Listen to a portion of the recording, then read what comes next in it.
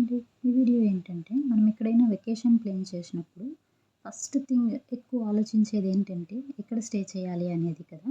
So, రీసెంట్‌గా మేమైతే కూర్గ్ వెళ్ళాము. అక్కడ క్వాలిటీ ఎస్టేట్‌లో స్టే చేశాము. దాని గురించి ఫుల్ రివ్యూ, దాని ప్రోస్ ఏంటి, కాన్స్ ఏంటి, దాని బడ్జెట్ ఎంత, అవన్నీ నేను ఈ వీడియోలో ఇస్తాను. సో, ఎవరైనా కూర్గ్ వెళ్ళే వాళ్ళకి ఈ వీడియో ఖచ్చితంగా యూజ్ అవుతుందనుకుంటున్నాను. సో, ఈ వీడియోని స్కిప్ చేయకుండా ఎండ్ వరకు చూడండి.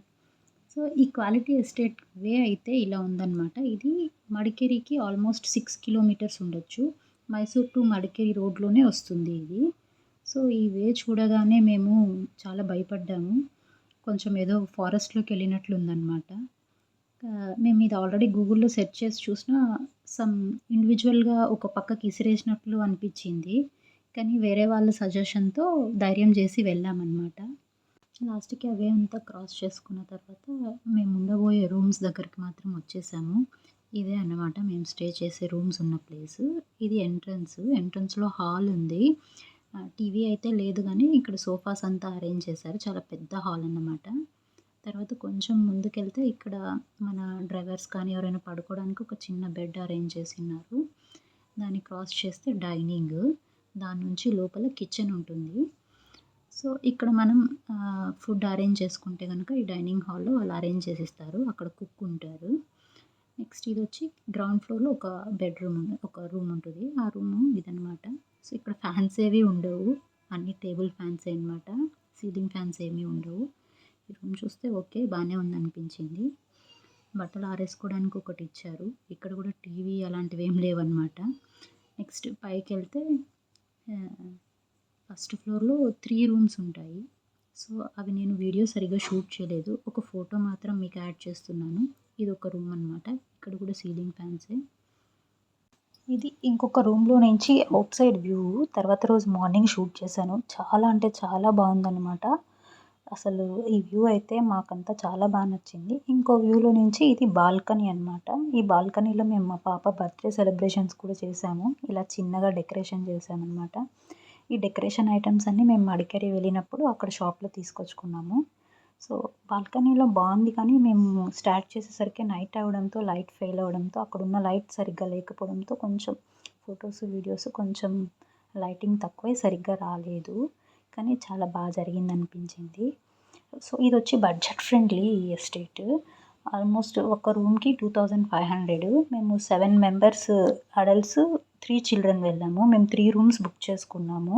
So, each room cost 2500. చాలా బడ్జెట్ ఫ్రెండ్లీ అనిపించింది రిమైనింగ్ రూమ్స్‌తో పోల్చుకుంటే. బట్ టవల్స్ అలాంటివేమీ లేవనమాట. సోప్స్ అలాంటివి 3 స్టార్ హోటల్స్‌లో లాగా మనమే తీసుకెళ్ళాలి. బట్ వెరీ గుడ్ అనిపించిందండి ఆ బడ్జెట్‌తో మనకి. చాలా చాలా నీట్‌గా ఉంది. చాలా బావుంది.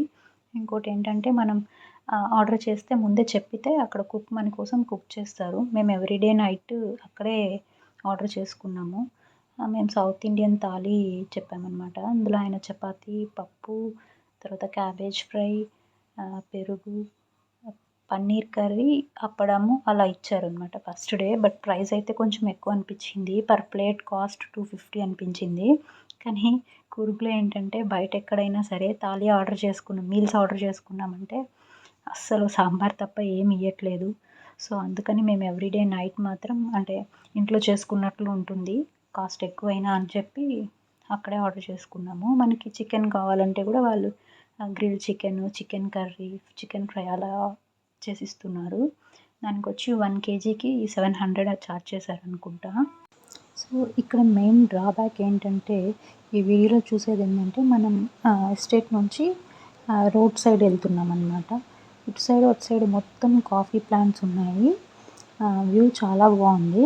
బట్ ఏంటంటే మన ఓన్ వెహికల్ అయితేనే మనకి కంఫర్ట్ ఉంటుంది. అక్కడ హైర్డ్ వెహికల్స్ దొరకాలి అనంటే కొంచెం కష్టం అన్నమాట. ఎందుకంటే ఆల్మోస్ట్ మెయిన్ రోడ్ నుంచి ఎస్టేట్ లోపలికి ఒక 1 కిలోమీటర్ అబోవే ఉండొచ్చు నాకు తెలిసి.